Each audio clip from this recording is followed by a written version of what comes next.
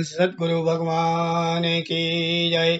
बोल श्री गणपति महाराज की जय। बोल श्री गौरी शंकर भगवान की जय। बोल सचिया जोता वाली माता आपकी सदा ही जय। बोल सांचे दरबार की जय। बोल श्री लक्ष्मी नारायण भगवान की जय। शांतकारं भुजगशयनं पद्मनाभं सुरेशं विश्वधारं गगनसदृशं मेघवर्णं शुभांगं लक्ष्मीकान्तं कमलनयनं योगिविधर्यानगमयं वन्दे विष्णुं भवभयहरं सर्वलोकैकनाथम् अच्युतं केशवं श्रीराम नारायणं कृष्णदामोदरं वासुदेवं हरिं श्रीधरं माधवं गोपिकावल्लभं जानकीनायकं रामचन्द्रं भजे। बोल श्री जुगल जोड़ी सरकार की जय। बोल श्री राधा कृष्ण भगवान की जय।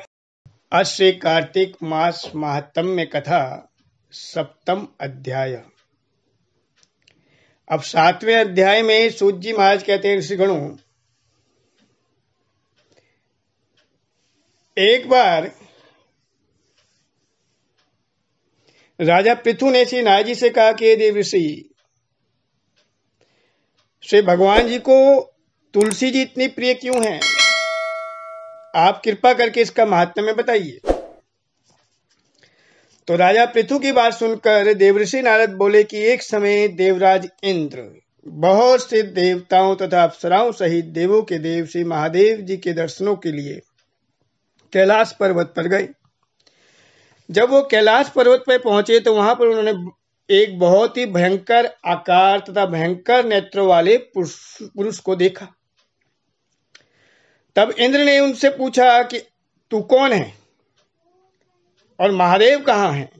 इंद्र के कई बार पूछने पर भी जब उस पुरुष ने कोई उत्तर नहीं दिया तो इंद्र को बड़ा क्रोध आया और क्रोध करके इंद्र ने अपना वज्र उस पुरुष के कंठ पे मारा, जिससे उसका कंठ नीला हो गया, परंतु साथ ही इंद्र का वज्र भी भस्म हो गया। तत्पश्चात उस पुरुष की आंखों से एक प्रचंड ज्वाला प्रकटी। उस समय ऐसा प्रतीत होता था मानो इंद्र सहित सारे संसार को वह ज्वाला जलाकर भस्म कर देगी। ऐसी स्थिति देखकर देवगुरु बृहस्पति जी समस्त देवताओं सहित इंद्र के साथ नतमस्तक होकर महादेव की स्तुति करने लगे कि हे देवों के देव महादेव, त्रिपुरासुर अघासुर का विनाश करने वाले तथा यज्ञ का फल लेने वाले त्रिपुरारी अघारी, आपको बारंबार नमस्कार है। हे सुरनर मुनियों की रक्षा करने वाले, आपको नतमस्तक हम प्रणाम करते हैं। श्री नारद जी ने कहा कि राजा पृथु, इस प्रकार देवताओं ने महादेव की अनेकानेक स्तुतियां करी। अपनी स्तुति को सुनकर श्री महादेव जी ने समस्त संसार को भस्म कर देने वाली उस अग्नि को शांत कर दिया और बोले कि हे देवताओं, मैं तुम्हारी स्तुति सुनकर अत्यंत प्रसन्न हूं, सो तुम वर मांगो। तब समस्त देवताओं सहित बृहस्पति जी ने क्षमादान मांगा और कहा कि हे देव, जो सूर्यराज ने अपराध किया है उसके लिए क्षमा प्रदान कीजिए।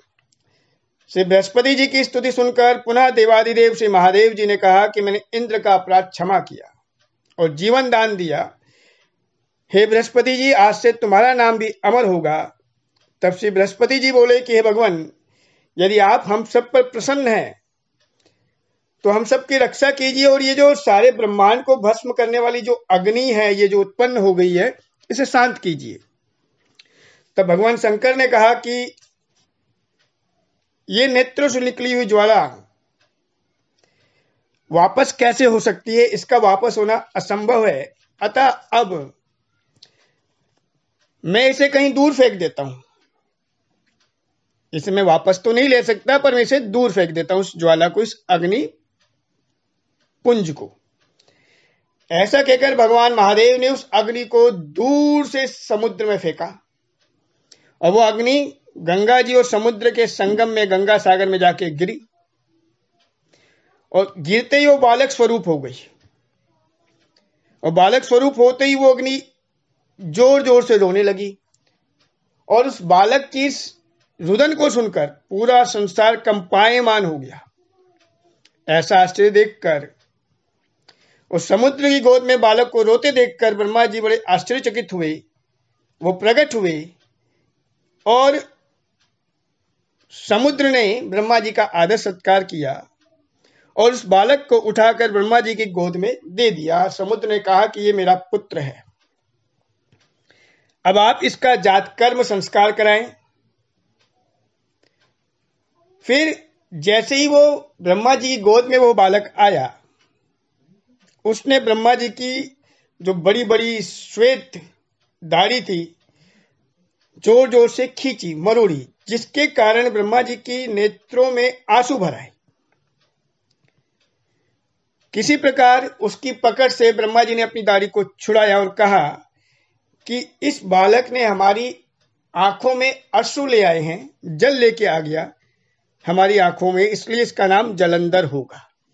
तो उस बालक का नाम जलंधर रखा गया और ब्रह्मा जी ने आशीर्वाद दिया कि महादेव के अतिरिक्त ये किसी से भी संसार में मृत्यु को प्राप्त नहीं होगा।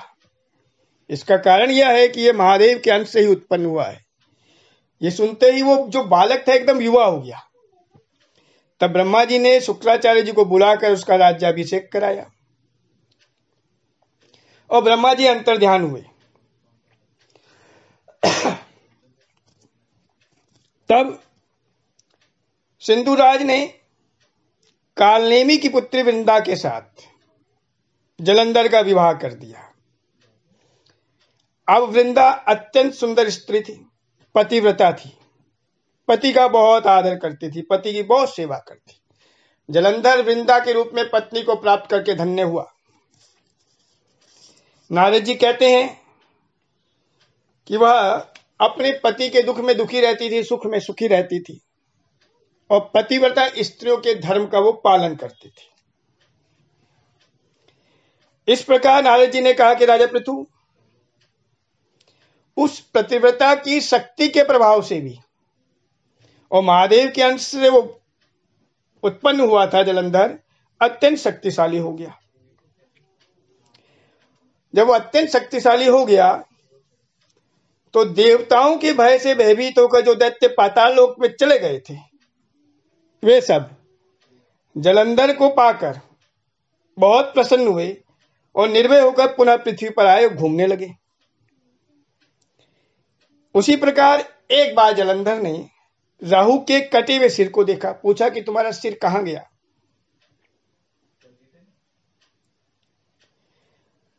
तो राहु ने के कटे हुए सिर को देखकर जब ये प्रश्न जलंधर ने शुक्राचार्य जी से किया, तो शुक्राचार्य जी ने समुद्र मंथन के समय देवताओं द्वारा किए गए संपूर्ण कार्य का वर्णन करा कि अमृत की प्राप्ति हुई, अमृत कैसे बटा और धोखे से देवताओं ने सारे अमृत का पान किया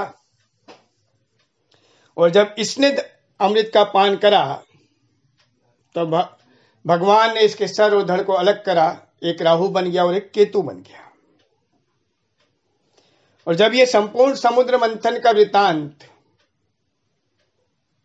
शुक्राचार्य ने जलंधर को बताया तो जलंधर ने सोचा कि मैं समुद्र का पुत्र और समुद्र मंथन में जितने भी रत्न निकले वो सब मेरे पिता के, तो उसमें मेरा हक बनता है, मेरा अधिकार बनता है।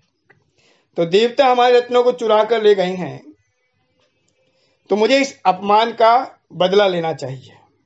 जलंधर को बड़ा क्रोध आया। उसने अपना एक दूत देवराज इंद्र की सभा में भेजा। देवराज इंद्र की सभा में जाकर दूत ने जलंधर ने जो कहा था, जो संदेश भेजा था, उसे सुनाया कि समुद्र मंथन में जो रत्न निकले थे उनमें तुम्हारा कोई अधिकार नहीं है, वो हमारे दैत्यों के, उन्हें वापस करो। देवराज इंद्र ने कहा कि नहीं, हम उन रत्नों को वापस नहीं करेंगे, दैत्यों का उसमें कोई भी अधिकार नहीं है।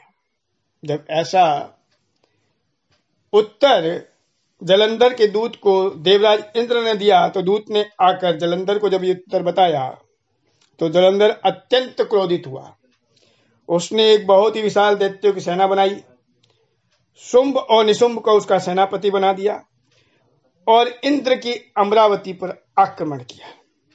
बड़ा भयंकर युद्ध हुआ, दोनों तरफ से रक्त की धाराएं बहने लगी।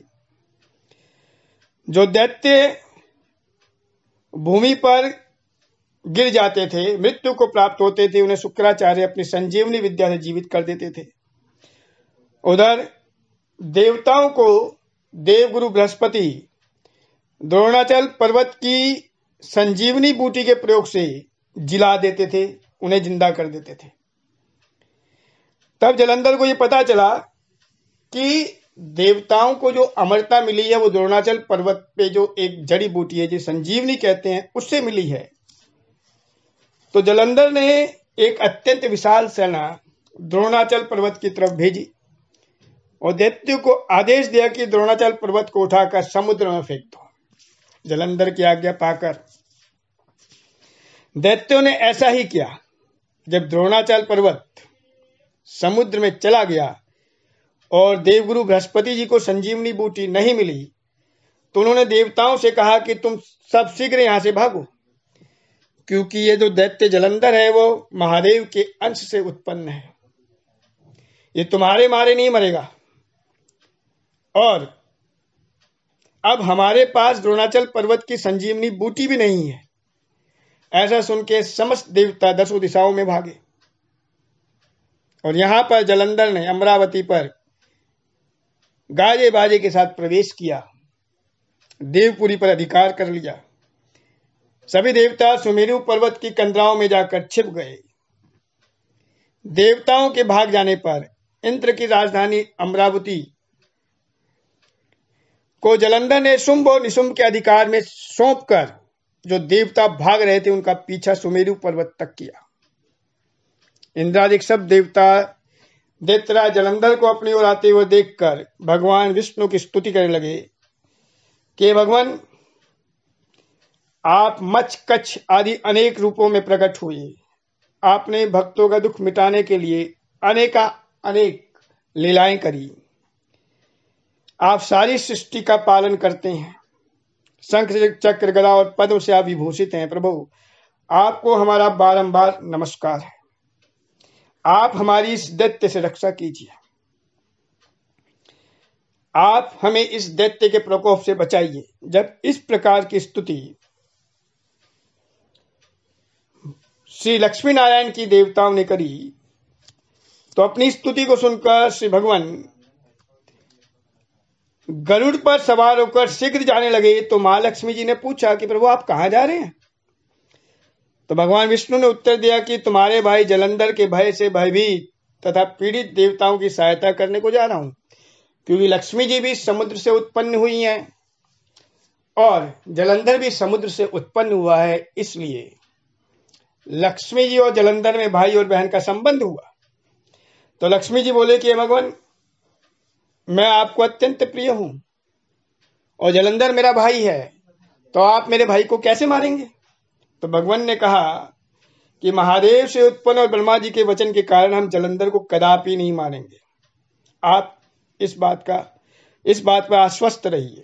लक्ष्मी जी को यह समझाकर शंख चक्र गदा और खड्ग लेकर जलंधर से युद्ध करने के लिए भगवान चल दिए। जिस समय भगवान युद्ध करने को युद्ध भूमि में पहुंचे तो बहुत से दैत्य गरुड़ के पंखों के वेग से ही मारे गए। अब भगवान में और जलंधर में अत्यंत भयंकर युद्ध हुआ। इस भयंकर युद्ध को देखकर संपूर्ण ब्रह्मांड भयभीत होकर कंपायमान हो गया। जब युद्ध होते होते बहुत समय बीत गया तो भगवान ने कहा कि दैत्यराज, तुम्हारा और हमारा युद्ध करना ठीक नहीं है, क्योंकि तुम लक्ष्मी जी के भाई हो, मेरी पत्नी के भाई हो। तो जलंधर जी ने कहा कि यदि आप प्रसन्न हैं तो मैं आपसे यह वरदान मांगता हूं कि आप लक्ष्मी जी और गरुड़ जी सहित मेरे घर में ही निवास करें। अब यह सुनकर भगवान विष्णु लक्ष्मी जी और गरुड़ जी सहित जलंधर के यहां रहने का वचन देकर चले गए।